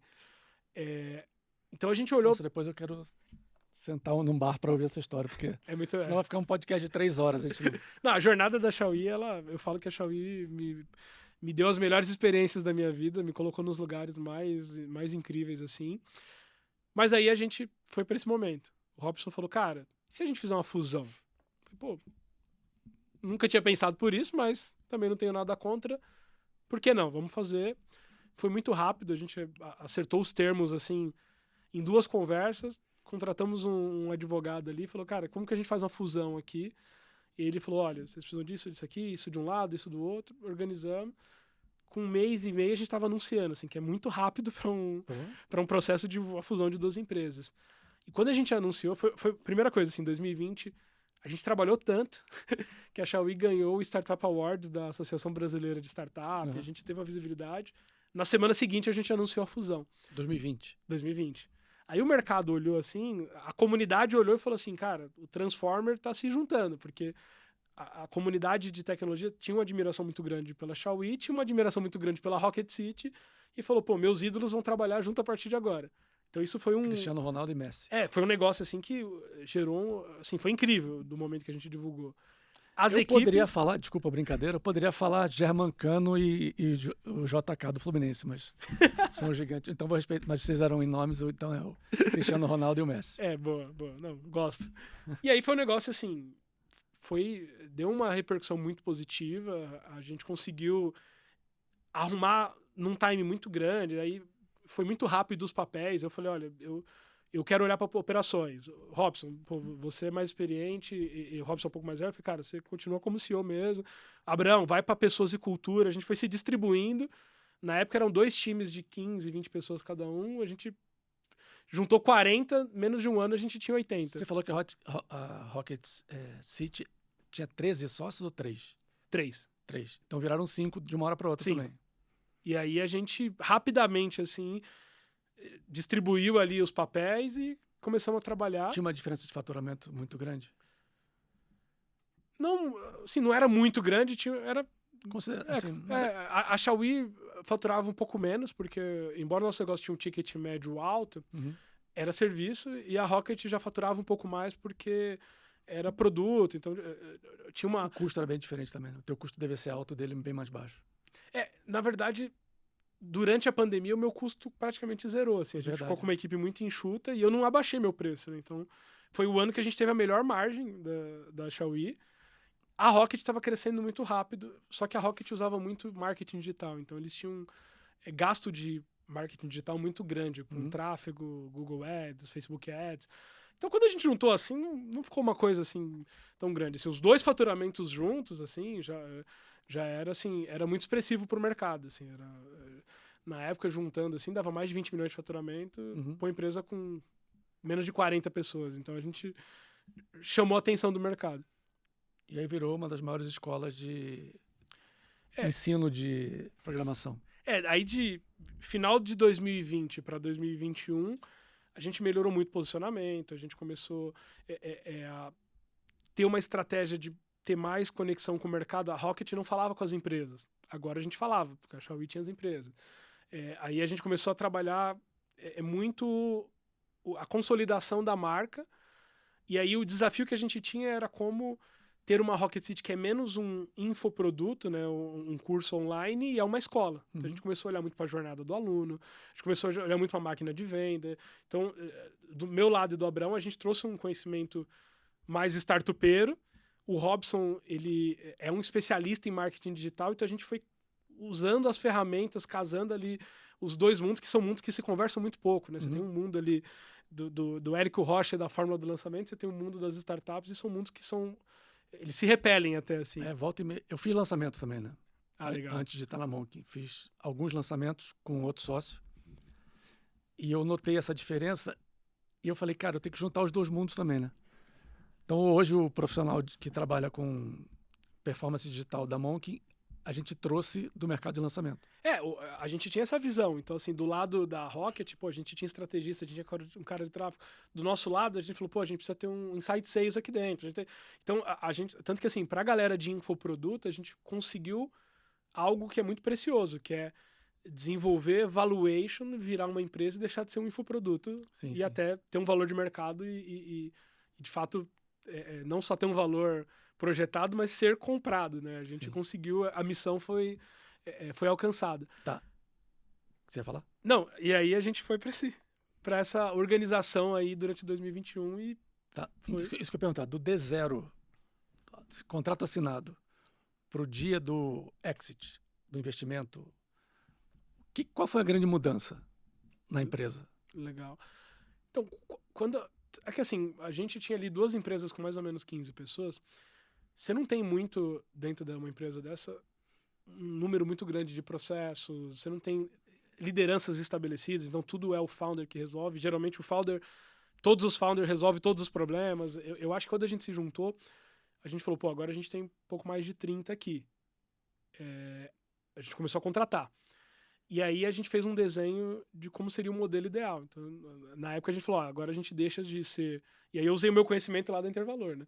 A gente deixa de ser founder, somos diretores, a gente tem que se portar como diretores, a gente tem que ter uma gerência, que aí não dá pra gente resolver todos os problemas, a gente vai ter que ter uma primeira camada aqui de gerência, e vamos ter uma coordenação que vai estar ali dentro das áreas. Então a gente começou a desenvolver a Rocket City como empresa. Eu acho que isso foi ali já no final de 2020, a gente já começou a apresentar para o time esse modelo. Cada diretor tem seu papel, cada diretor tem gerentes ali que trabalham juntos, tem os coordenadores, começamos a contratar pessoas mais sênior do mercado. Então, aí eu lembro que eu falei, pô, eu preciso de uma head de operações. Contratei uma head de operações para trabalhar comigo. Pô, o Abraão precisava de uma head de pessoas, contratou uma head de pessoas. Então a gente começou a estruturar o negócio. Só que quando foi dia 4 de janeiro de 2021, a gente foi contactado pela Riverwood, que é um fundo de investimento, pela primeira vez para falar sobre investimento na Rocket City. Então, teve poucos meses, assim. Quando foi março, a gente já estava nessa conversa de... A Riverwood, ela investiu na Digital House, e aí ela falou, cara, a gente investiu e a gente levou uma sugestão para a Digital House, que é a nossa investida, que é fazer a aquisição de 100% da Rocket City. E aí eu lembro que o Gustavo, que é o cara da Riverwood, ele falou assim, vocês estariam dispostos de fazer uma nova fusão? Sendo que a gente nem tinha terminado a primeira, né? Aí eu falei, olha, quem faz um, faz dois. Vamos embora, vamos entender que... Segue o fluxo. Vamos entender o que dá para fazer aí, que... Tamo para jogo, vamos trabalhar. E aí começamos essa construção. Quando foi ali o final de 21, mais ou menos em outubro, a gente estava anunciando para o mercado a venda de 100% da Rocket City para Digital House. Então foi muito rápido, assim. Aí essa organização do negócio Rocket City, ela já foi uma organização de uma venda de uma empresa, que aí minha vida virou uma loucura, né? Porque aí assim, você entra num mundo jurídico gigantesco, é auditoria, é negociação. Tipo assim, a primeira fusão foi super rápida, a segunda foram 10 meses quase, entre a primeira conversa e a divulgação. Mas assim, aí eu tenho aquela curiosidade de histórias. Quando o fundo te ligou, fundo gigante, que vocês caíram em si e falaram, agora o jogo ficou grande. Foi um choque. Como é que foi esse... Quem recebeu a ligação virou para trás e falou assim, caralho... Não, eu fui o primeiro contactado, mas era algo, de certa forma, esperado, né? Quando a gente fez a fusão, Shall We Rocket City, a ideia era, pô, a gente junta as duas, a gente vai ter um faturamento já bem expressivo, uma empresa... A ideia era esperar um ano. A gente falou, pô, um ano a gente arruma tudo e aí a gente vai para uma rodada grande, porque a nossa ideia era captar, né? Então era um pouco esperado. Como a repercussão de mídia foi muito grande, e aí, né... Da fusão original. Da fusão Shall We Rocket City. E aí, na época, assim, começou aquela discussão gigantesca de não tem dev no mercado e tal. Então a gente virou muito autoridade, assim. Colocaram a Rocket City num patamar. Pensa assim, a gente foi... Startup Awards, anuncia uma fusão e a gente tem o produto mais valioso do mercado. Desejado do mercado de inovação e tecnologia. Que era a mão de obra de tecnologia. Então a gente já imaginava que alguma coisa ia acontecer. Na nossa cabeça a gente iria fazer uma rodada. Não, vamos levantar investimento, a gente traz esse investimento e faz o negócio ficar grandão. Quando a conversa foi virando para um tipo, a gente não quer investir em vocês, a gente quer comprar vocês, a gente sentou e falou, pô, faz sentido? Todo mundo tá confortável? Alguém não tá confortável? Cada um levantou os pontos ali, no final a gente acabou entrando num consenso e seguimos, assim. Então, do nosso lado, a decisão não foi demorada. O que demorou foi esse preparo, que você entra ali num... O processo de aquisição mesmo. Jurídico. E eram duas empresas para analisar, né? Então, assim, pô, contabilidade das duas empresas, todos os contratos das duas empresas. Foi auditado ponto a ponto. A gente, assim, minha vida virou uma loucura, porque quando a gente falou, vamos, no dia seguinte, tinha... uns 15 advogados mandando mensagem, cada um pedindo uma coisa diferente, aí tinha a galera da auditoria, a gente foi comprado por uma empresa argentina, então é diferente, né, assim, não é uma empresa brasileira comprando uma empresa brasileira, então tinha várias questões para validar. Esses 10 meses eu quase fiquei doido, assim, porque o processo de vender uma empresa é um processo muito complexo. Pesado? Ele é maçante porque, o que acontece? Vamos dizer assim, é muito detalhe, né? Quando você está vendendo uma empresa, enfim, quem está comprando e quem está vendendo assume riscos gigantescos. Assim, pô, vamos dizer assim, se eu já estava empreendendo de 2014 a 2020, são 6 anos de trabalho ali que a gente está negociando. E a partir do momento que você vende, não tem volta, né? Não tem, pô, então, não gostei, vamos desfazer esse negócio. Então, é um negócio que ele vai no detalhe do detalhe. Em algum momento vocês pensaram em desistir? Falar assim, putz, desse jeito eu não vou? Assim, acho que não desistir, mas em alguns momentos a gente... Dos dois lados, assim, né? A gente falou, cara... Porque o que acontece? Pensa assim, são 2 empresas, mas aí você tem 2 escritórios de advocacia de cada lado.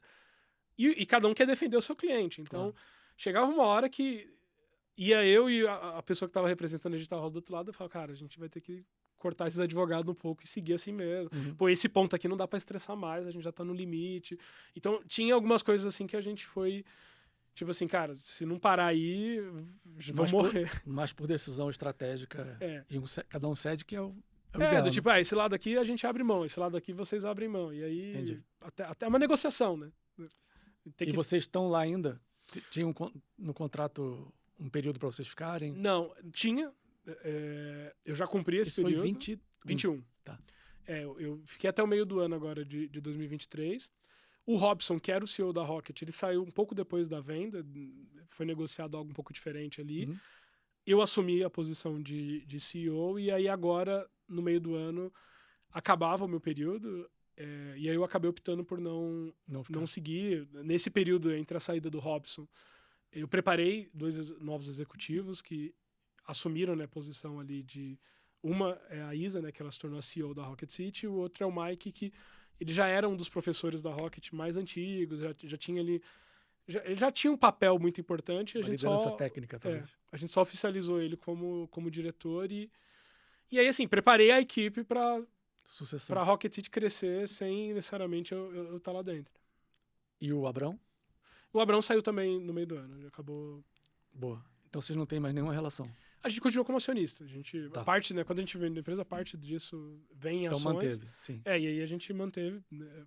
A gente ajuda, participa ali de algumas iniciativas. Acho que, no geral, eu estou sempre palestrando, participando aqui de podcasts, eventos. Então, eu sempre acabo levando muito do nome da Rocket City por onde eu vou. Acredito muito, acho que é uma empresa muito diferenciada. Até agora, a melhor empresa que eu trabalhei, né? Não sei como vai ser os próximos negócios, mas... Eu pensei muito, falei, pô, tô com 31 anos agora, eu queria ter esse exit no meu currículo. Para mim acho que é um grande objetivo de todo empreendedor, mas para mim tinha um peso a mais, que era uma chancela, porque eu não vim, né, de uma família empreendedora, então não tinha um histórico familiar, eu não passei pelos melhores colégios, eu não fiz um MBA em nenhuma universidade fora, então eu precisava ter alguma coisa para chancelar os meus próximos passos, assim, como empreendedor. E um exit é algo indiscutível. Você vai, vamos dizer assim, a consolidação de anos de trabalho. Então, do 0 até a saída foram 9 anos e aí chegou a partir desse momento, eu quis me ver de novo numa posição de, agora eu quero pensar o que eu quero realmente fazer e seguir. Não que eu não gostava, mas eu entendo que a minha jornada na Rocket City estava concluída. Eu levei a Rocket City até onde ela precisava, que veio com esse legado da Xiaomi, que veio lá dos primeiros negócios. E aí eu falei, agora eu quero dar um reset e pensar em próximos passos. Sim. Uma coisa que você falou, a gente tem que começar a ir para o final, mas... Vambora. Tá muito legal, tá muito legal. Você falou ali sobre a sua educação não ser das melhores escolas e você não ter um curso lá fora, de universidade ou o que seja. Eu tenho escutado bastante isso. Gente que construiu tudo sozinho. Perfeito. E que, vou falar da pessoa que eu conheço, que tinha um bloqueio. Não sei se é o seu caso, queria ouvir. Falar, cara, eu não consigo sentar com grandes investidores ou com grandes executivos porque, na minha cabeça, essa chancela é essencial. De boas escolas e estudar fora. Isso te atrapalhou de alguma forma? Ou te ajudou? Porque você citou isso, então fez algum tipo de... conexão, né? Assim, eu não vou falar... Assim, não gosto de me vitimizar. Eu acho que tenho muito orgulho da jornada que eu construí. Mas foi pra gente, por exemplo, 2 pessoas que veio de escola pública, sem nenhum network, sem... Dificulta um pouco. A gente tentou. Hoje eu tenho, cara, excelente relacionamento com todos os fundos, converso, estou ali, o Abrão participa, é mentor nos fundos, etc. Mas assim, no momento que a gente queria muito captar com a Xiaoyi lá, 2018, o fato da gente não estar ali no lugar certo, na hora certa, com as conexões certas, atrapalharam bastante. A gente teve que se provar um pouco a mais para a gente conseguir, de fato, e a gente não conseguiu. Então, assim, a Xiaoyi, ela não captou. Mas também foi por isso? É porque era um negócio estruturado na hora certa, com o produto certo. Então, crescendo. Eu acho que também foi 100% isso. A gente não conseguiu, de fato. Então, a gente, na época de 2018, a gente conversou com todos os fundos, né?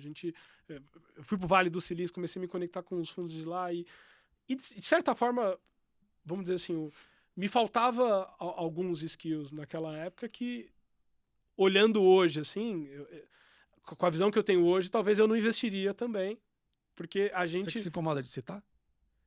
Não, que você sentia falta? Eu acho que muito, por exemplo, o modelo de negócio que a gente estava seguindo. Então, assim, a gente falou, pô, era serviço. Então, hoje eu entendo que um capital de um fundo que vai entrar numa empresa, ele não entra para escalar serviço, ele entra para escalar produto.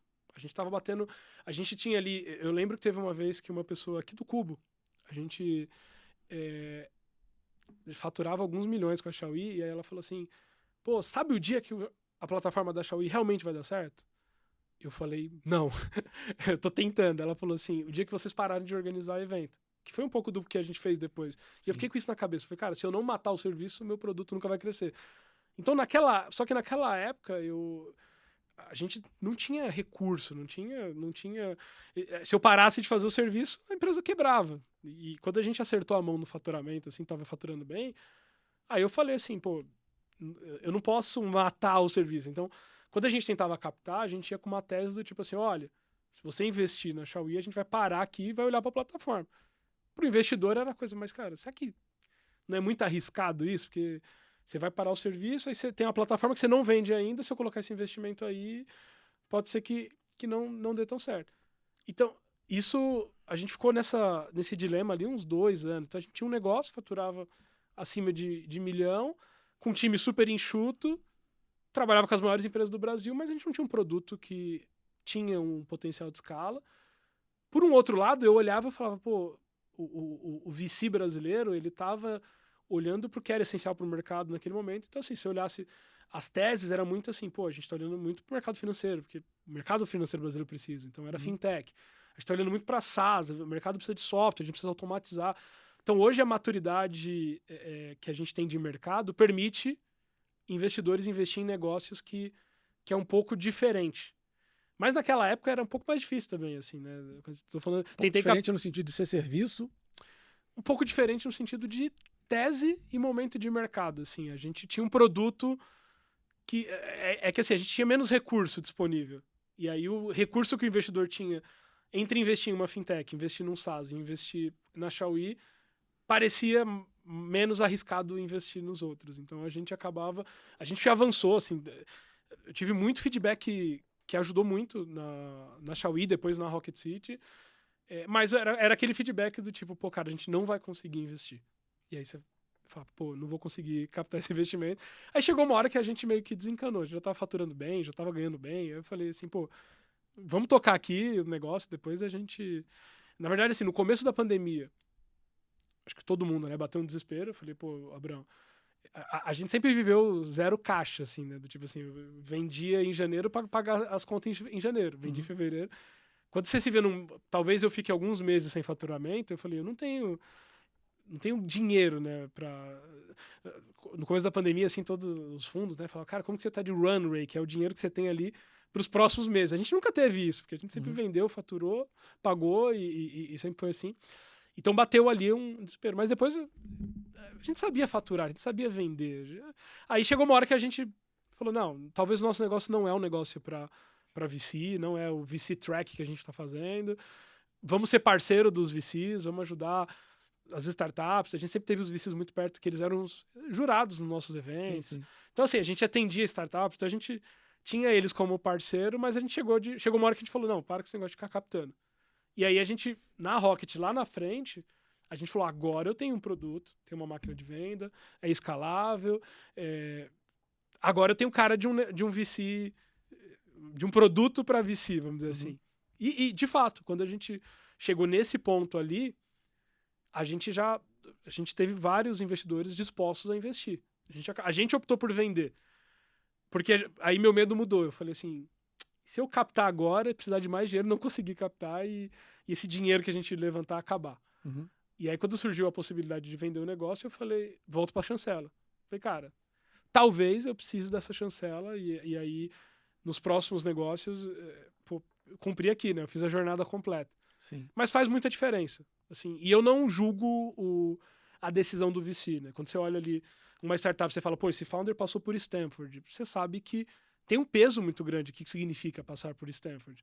Pô, esse founder aqui veio de uma família que há 3 gerações empreende, tem negócio. Você sabe que aquele empreendedor ele teve uma experiência, passou por uma estrutura familiar que é mais seguro para você colocar o dinheiro. E eu acho que o papel do VC é isso, é analisar bons negócios e investir com responsabilidade.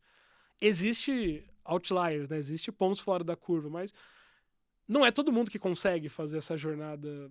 Mas eu tô aqui me questionando o tempo todo, porque foi mais pelo produto ou pela ter ou não ter Harvard?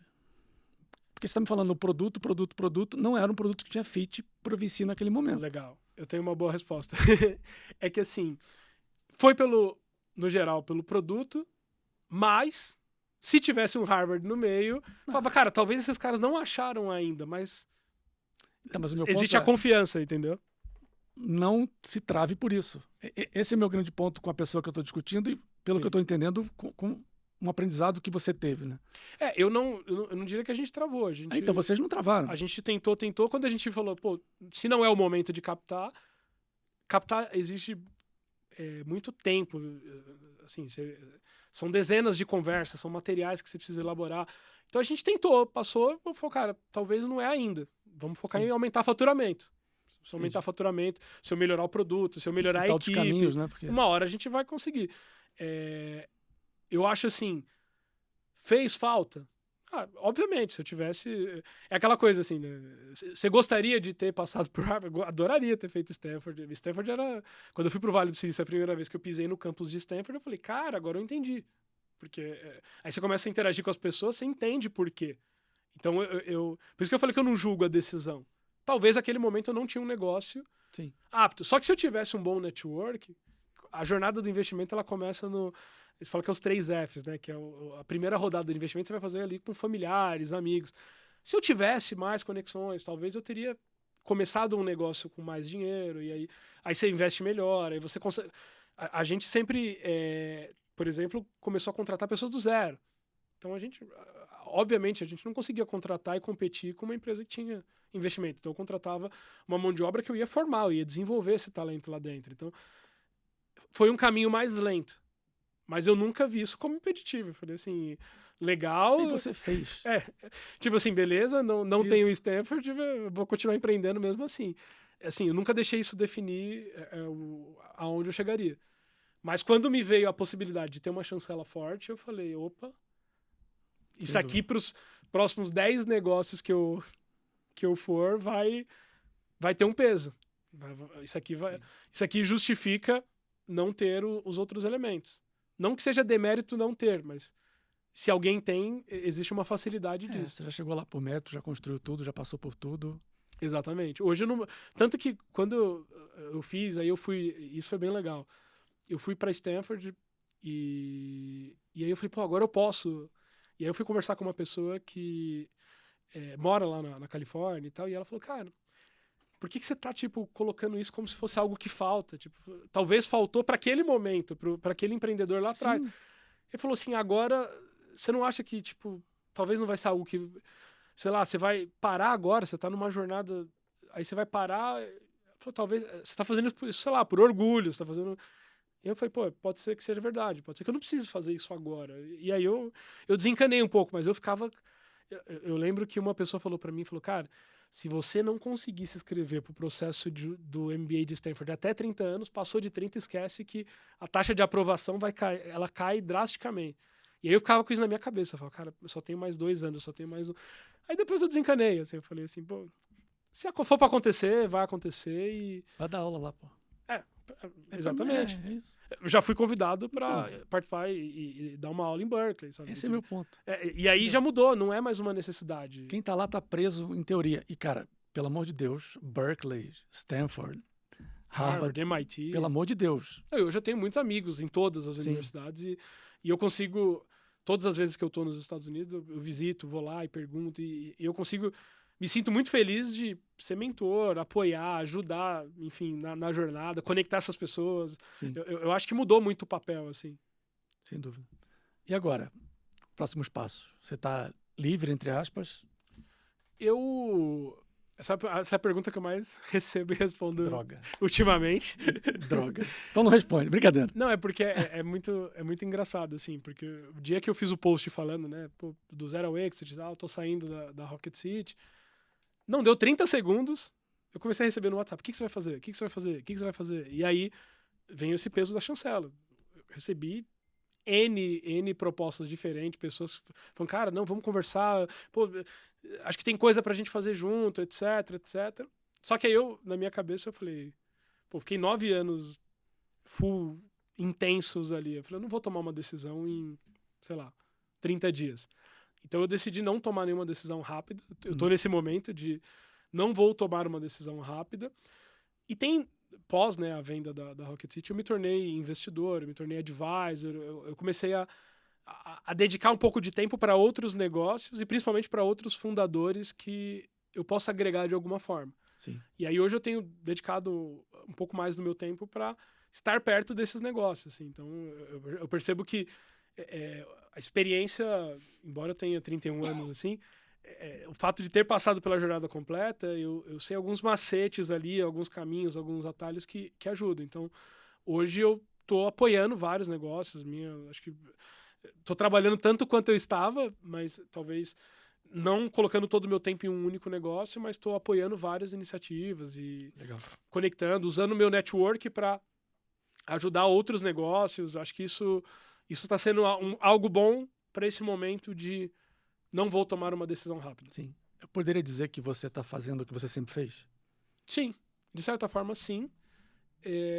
Talvez agora, os últimos anos, assim, empreendendo, até pela intensidade, eu me vi numa situação onde eu olhava para um negócio e as pessoas sempre buscam, né, apoio, e eu falava, cara, eu não vou conseguir parar e acompanhar e dar mentoria. E eu sempre gostei de fazer isso. Então, conforme a coisa foi tomando uma forma muito grande, eu deixei de fazer isso da forma que eu sempre fiz. Então, eu comecei a ter uma disponibilidade menor. Surgia muita coisa, muita gente me procurava. Pô, você não quer ser meu mentor? Você não quer ser meu advisor? Você não... E aí eu falava, pô, com dor no coração, não vou conseguir fazer isso agora. E aí agora eu, obviamente que não é uma disponibilidade infinita, mas eu comecei a me dedicar um pouco para negócios que, eu acredito no fundador, no time de fundadores. 2, eu tenho experiência, consigo agregar de alguma forma. E 3, negócios que eu acredito que vão ser negócios gigantescos, como a gente conseguiu, enfim, fazer com a Rocket City, que a minha participação lá, de alguma forma, vai acelerar isso. Então, eu tô fazendo isso com alguns negócios, assim, que são negócios bem legais e que eu tô curtindo muito. É bem recente, né? Tem poucos meses, mas é algo que me dá muita felicidade de ver que entre uma reunião e outra, os fundadores voltam com uma mega evolução, ou falar, pô, aquela conexão que você fez, eu marquei uma reunião e, cara, deu certo, virou um cliente. Semana passada, eu estava no Rio, e isso é muito doido, estava no Rio num evento, aí surgiu ali, pô, vamos almoçar. Cara, o CTO, e aí uma empresa gigantesca, o CTO de tal empresa tá aqui, quer te conhecer. Aí eu fui almoçar. Aí nisso tem 2 empreendedores que eu tô apoiando lá, eles estavam ali, eu ia almoçar com eles, e aí eu falei, vou cancelar o almoço aqui. Eu falei, não vou cancelar, quer saber? O CTO quer falar comigo, ele vai falar comigo e com eles também. Aí eu mandei pro CTO, falei, topa almoçar, mas eu vou levar 2 empreendedores que eu tô apoiando. E tinha fit entre os 2 negócios. A gente fez um almoço, foi um almoço de 2 horas e pouco, aí eu tinha um call, eu saí, Falei, pessoal, vou precisar, vou ir no qual eles continuaram lá conversando. Aí no mesmo dia à noite, os empreendedores chegaram e falaram, cara, você não tem ideia do que é essa conexão que você fez e já saiu coisa, a gente já tá com lição de casa e vai dar bom. Então, para mim foi algo que, sei lá, não custou nada e que gerou um valor muito grande para um negócio Sim. que talvez teria um pouco mais de dificuldade de chegar ali. Então eu acho que são coisas assim que hoje para mim tem um peso muito grande, assim. Se eu posso agregar para a jornada de vários fundadores e o fato da gente ter passado essa jornada de Xiaomi e Rocket City, hoje assim, qual que é o legado que tem isso? Muitos negócios nasceram disso. Eu conheço talentos em todas as empresas, assim, dificilmente existe no Brasil uma empresa de tecnologia com mais de 10 desenvolvedores que não tem um aluno da Rocket City, então a gente está no mercado inteiro e, assim, eu tenho acho que um nível de profundidade de conexão que poucas pessoas têm nesse nível, assim, o fato de eu ter rodado a Xiaomi, a gente ia presencialmente em todos os estados, então eu chego em qualquer lugar do Brasil, eu conheço alguém, é muito legal isso, assim, que às vezes eu vou num lugar e marco ali, faço um stories, posto no meu Instagram, e aí começa a vir aquele monte de gente daquele local, do tipo, cara, como assim você tá aqui, você não me falou? Não, vamos se encontrar, não, onde você tá, onde é seu hotel, onde é o aeroporto? Fica desse tamanho. E aí aperta a agenda, então... E eu gosto disso, assim, na época ali, durante a pandemia, pós-pandemia, comecei a viajar, a Rocket City também, a gente tinha time no Brasil todo, então fui pra Salvador, quem da Rocket trabalha em Salvador? Ia lá, marcar, teve uma funcionária nossa que eu falei assim, o que você faz aqui de manhã e tal? Antes, eu faço crossfit. Pô, posso ir com você? Eu fui no crossfit com ela. Aí o outro eu fui para Salvador, conheci a família, conheci os pais contou a diferença, né? Do tipo, pô, ele mudou tanto depois que ele entrou na Rocket. Então, assim, eu comecei a ter essa questão. Assim, as pessoas falam que eu sou uma das pessoas que mais viajam, né? Porque eu tô o tempo todo de um lado pro outro. Mas também virou algo que era algo que eu nem sabia que eu queria, mas eu queria. No começo da minha carreira não tinha... Tava em você, pô. Sempre teve em você. E essa coisa de conexão e de juntar as pessoas, conectar tudo. Acho que o Hackathon fazia isso, a educação faz isso, e eu acho que tá muito no legado que eu quero construir como empreendedor. Incrível, parabéns. Valeu. Última pergunta, depois tem uma pergunta surpresa. Boa. E a família nessa história toda? De uma forma geral, assim, acho que minha família participou de tudo, né? Assim, acho que, em especial, meus pais, né? Meus avós, acho que sempre foi um pouco difícil entender exatamente, né? Que cara, se organiza a Hackathon. Eu lembro que levei meus pais no Hackathon a primeira vez, para eles entenderem o que é que a gente fazia. Depois... Então, assim, trabalhar com tecnologia é um negócio, às vezes, difícil. Assim. Acho que a metade dos parentes que eu tenho não entende o que eu faço. Eles não dá pra ver, né? Eu sei que o Terron tá na TV, eu sei que saiu um monte de jornal, eu sei que ele virou Forbes Undertale, mas eu não faço a mínima ideia do que ele faz. Tipo assim, metade das pessoas não sabe explicar o que eu faço, e nem eu. Quando alguém fala, cara, o que você faz? Eu travo ali, é muita coisa para explicar. Mas eles sempre participaram, acho que eu consigo proporcionar hoje para os meus pais uma qualidade de vida que é muito importante, assim, né? Até, assim, no processo ali, quando eu saí da Rocket City, eu lembro que a minha mãe chegou e ela falou assim, cara, e agora? Que a gente... Gerou uma insegurança, né? Porque eu cheguei... Acho que ela viu aquela cena lá de 9 anos atrás, eu falei que pedir as contas. Eu falei, saí da empresa. Cara, como assim você saiu? O que vai acontecer agora? Não, tipo, precisa cortar alguma coisa, assim? E eu falei, não. Assim, e aí eu fiquei com isso na cabeça, eu falei assim, cara, eu preciso mostrar de alguma forma para os meus pais que esse é um movimento rumo ao próximo passo, né? E aí eu fiquei pensando. E acho que desde que eu faço, cara, 10, 15 viagens internacionais por ano. E eu nunca tinha conseguido fazer uma viagem internacional com meus pais. E aí eu peguei e falei assim, arruma as malas, semana que vem a gente vai viajar. E faz uns 2 anos que eu fiz eles tirar passaporte, que eu falei assim, uma hora vai rolar. Eu falei, uma hora vai surgir uma oportunidade. E eu fui lá, comprei umas passagens para Dubai e levei meu pai e minha mãe, passei uma semana com eles lá, para eles entenderem do tipo assim, que não era um movimento, é sempre um movimento rumo ao meu próximo nível, assim, o que é que pode esperar. E aí eu levei eles, assim, eles ficaram super, assim, uau, tipo, assim, maravilhados, assim, porque eu acho que isso é muito legal, assim, né?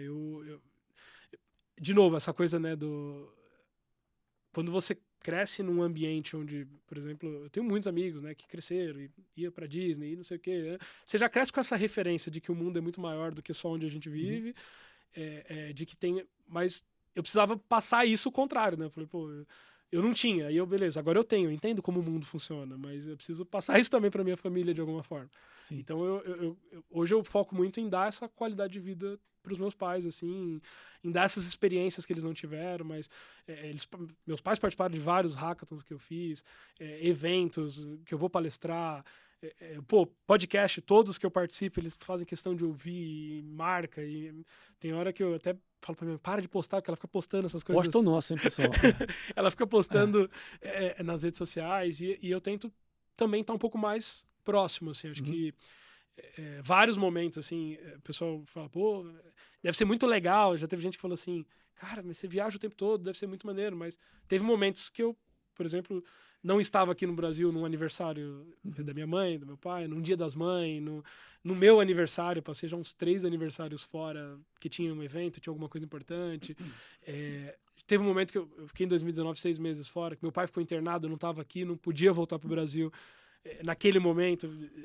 Então, assim, é difícil você conciliar, e hoje eu tento fazer isso. Então, vira e mexe, eu vou fazer uma viagem que é mais tranquilo, falo pra eles, pô, faz as malas aí, vamos junto. Vamos junto, preciso conhecerem, etc. Levo eles em vários lugares já, acho que tem muita gente que... a gente não falou aqui, né, mas em algum momento da trajetória eu virei sócio de um time de esportes, né, de games. Ah, eu vi. E aí, por exemplo, eu Los levo eles Grandes. pros campeonatos, meu pai vai em todos... Mas ainda tá, né? Lá eu sou sócio e conselheiro, né? Meu pai vai em todos os jogos, então assim, ele vai lá, assiste, usa camiseta. Todo mundo conhece meus pais. É Free Fire. Não só Free Fire, a gente tem League of Legends, Rainbow Six, Counter-Strike.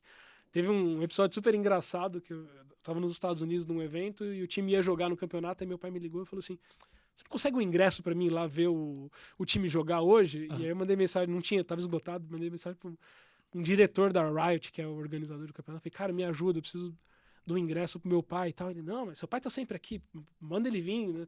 Eu mesmo vou receber seus pais aqui e cuidar dele. Então virou uma coisa assim que eles participam de tudo, assim, mesmo em alguns momentos não entendendo, né? Tipo assim, em alguns momentos... hoje eles entendem super, quando eu falo, pô, tô indo agora, às vezes eu pego 4, 5 viagens seguidas, assim, eu fico um mês fora. E aí é super compreensível da parte deles e tudo mais, mas eu tento... Hoje eu priorizo muito estar perto e conseguir ter ali momentos assim com a família perto, que eu acho que é algo super importante, assim. Eles sempre apoiaram, desde do começo ali, né, do momento que eu falei, vou pedir as contas para empreender, eu ouvi cara, vamos, se ficar difícil a gente dá um jeito, não tem problema, é isso aí. Então é algo que sempre faz muita diferença, assim, né. Lindo, incrível. Agora a pergunta clássica, só para encerrar. A surpresa. Você pode olhar para lá, pode olhar para mim, como você preferir. Boa. Você me conheceu hoje, você conheceu o Rotino hoje. Que dicas você daria para alguém que você conheceu agora, recentemente? De toda a sua vida, todo o seu aprendizado. Deixa de fazer isso, não deixa de fazer aquilo. Legal. Então, eu acho que você até, na leitura que você foi fazendo aqui no decorrer, você percebeu muito o quanto eu valorizo e gosto de conexões e acho isso importante. Eu acho que, para mim, você valorizar muito o que é intangível. Às vezes a gente é muito racional e a gente, do tipo, pensa muito assim, né? O que eu faço e o que eu ganho. E eu sempre dedico parte do meu tempo para coisas que eu não faço a mínima ideia de por que eu tô fazendo. A Los Grandes, por exemplo, foi uma delas. Eu olhei e falei, cara, eu nunca fui gamer, eu não tinha videogame, não jogava, então... Mas eu olhei e falei, pô, é uma indústria que eu tenho interesse, me desperta a curiosidade. Eu fui lá, mergulhei lá e eu acho que eu faço isso com frequência, assim, né? Quando eu fui pro Vale do Silício, primeira vez, eu fiquei doido, eu falei, puta, cara, esse é o lugar, eu preciso estar aqui. E eu tô sempre em busca de como eu posso absorver experiências novas, momentos novos, enfim, de coisas não necessariamente planejadas. E eu acho que a dica que eu sempre dou é essa. Às vezes a gente fica muito preso numa rotina, ou num único objetivo, e a gente se fecha para as coisas que estão acontecendo em volta. A gente não percebe que as coisas estão mudando, né? E eu acho que o mundo está mudando muito rápido, né? Então, assim, a gente está falando de AI agora, mas, por exemplo, eu vejo o AI, sei lá, acho que o primeiro hackathon que a gente fez que tinha alguma coisa de AI era 2016, 15. A gente está falando de cripto, Web3 agora, mas eu vejo isso, acompanho lá desde... Não sou especialista em nada, mas eu consigo falar e consigo interagir com todas as pessoas de qualquer assunto que precisa. E eu acho que todo mundo deveria ser um pouco curioso de absorver e cara, eu sempre faço um exercício de... Quando eu falo com alguém, assim, é muito comum, às vezes eu tô fazendo um call e eu começo a pegar um monte de link de LinkedIn, WhatsApp, eu começo a passar para as pessoas, porque eu fico pensando assim, cara, quem que eu conheço que se essa pessoa conhecer, sei lá, vai gerar alguma coisa? E não, zero interesse, assim, tem muita... Eu faço. Já teve situação, assim, de eu fazer uma conexão e depois o cara comentar, não... E eu falo, pô, cara, tem uma pessoa que... Cara, você tá doido? Você já me apresentou essa pessoa? Eu já fiz negócio com ela. Que faz sentido. E eu perco o tracking disso, porque eu não Claro. fico monitorando. Eu conecto as pessoas e deixo ver o que vai gerar. Mas, assim, eu acho que a dica é essa, assim. Seja curioso, vai pra coisa que talvez não é tão óbvia num primeiro momento. E conecta as coisas, assim, né? Enfim, eu sou muito fã do Steve Jobs. Gosto muito daquele discurso que ele fez na Universidade de Stanford em 2005. Que ele, enfim, aquele discurso, acho que ele fala de muita coisa legal, né? Ele fala de vida, fala de morte, fala de família, e ele fala sobre conectar os pontos, né? E ele fala que, tipo, cara, os pontos, eles nunca se conectam olhando para frente, eles se conectam quando você olha para trás. Então, hoje, quando eu olho para minha carreira e vejo, tipo, o que eu alcancei, o que eu construí, a maior parte das conexões, elas foram feitas em momentos que eu nem sabia para que aquela conexão ia surgir. Eu tento sempre manter isso. Hoje é mais difícil, porque eu conheço um número muito grande de pessoas, e aí, às vezes, o volume, né, a demanda é muito maior do que eu consigo atender de conexões, mas eu tento sempre ter qualidade nas conexões que eu estou fazendo. Então, assim, pô, já que hoje eu preciso muitas vezes falar mais não do que sim, quando eu falo um sim, eu falo, cara, como que eu consigo colocar essa pessoa nas conexões certas? Ser um sim de verdade também. E geralmente gerar valor. E gerar valor para todos os lados, né? Então eu acho que isso é super legal, assim. Isso faz você conhecer muita gente, faz você, sei lá, já tem alguns anos que eu empreendo, então hoje eu olho alguns negócios, assim, e saber que eu agreguei no momento inicial. E às vezes as próprias pessoas têm esse reconhecimento, né? De cara, foi por causa de uma conexão que você fez, foi por causa de um... Pô, lembra que você me passou o contato da pessoa e, cara, olha o que virou. Eu sou fissurado nisso, assim, de olhar pro passado e falar, caramba, os pontos realmente se conectam. E aí isso faz, para se conectar, você tem que ter pontos aleatórios, né? Então você sai conectando pra frente qualquer coisa. Eu lembro que teve muita gente, assim, em momentos diferentes da minha carreira, que fala, cara, será que você não é meio desfocado? Eu acho que eu tenho um pouco de TDAH, assim, super avançado. Bem-vindo. Mas a pessoa fala, cara, será que você tá desfocado? Você tá fazendo a fábrica tá crescendo, aí você vai fazer hackathon, do tipo... E eu olho hoje e falo, cara, foi a melhor decisão que eu tomei na vida. Aí depois do tipo, cara, você tá fazendo um hackathon, aí você vira uma escola, de novo. Aí você tá numa escola, você vende a escola, você entra pro game e sei lá, tipo assim, tem muita coisa que não deu certo, né? Eventualmente a gente apostou, gastou tempo, gastou energia e não deu nada. Mas as poucas que dão certo, elas justificam todas as outras que não dão certo. Então acho que a dica é essa, assim, ser curioso, entrar de cabeça em tudo e conectar as pessoas. Do tipo, quando você conecta as pessoas sem pensar no resultado, você conectar simplesmente por conectar, você realmente enxerga um resultado em algum momento que às vezes nem é pra você, mas a satisfação de você saber que você participou de alguma forma já justifica a energia que volta te alimenta muito mais, né? Exatamente. Acho que essa é a dica número 1, assim. Show. Cara, obrigado. Parabéns. Foi um dos melhores podcasts que eu já fiz. Pô, obrigado. Eu já fiz um monte. Mas a história é muito bonita, é muito verdadeira e muito do que eu acredito como pessoa também. E é um pouco do que é muito do que a Monkin pulsa.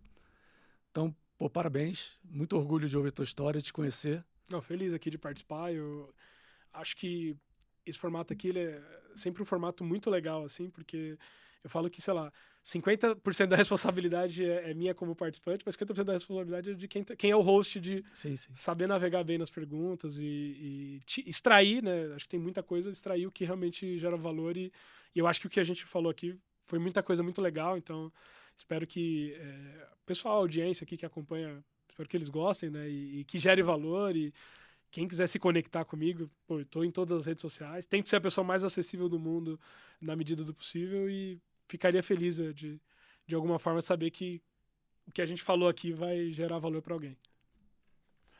Obrigado. Tamo Valeu, junto. até a próxima. Obrigado, pessoal. Até a próxima.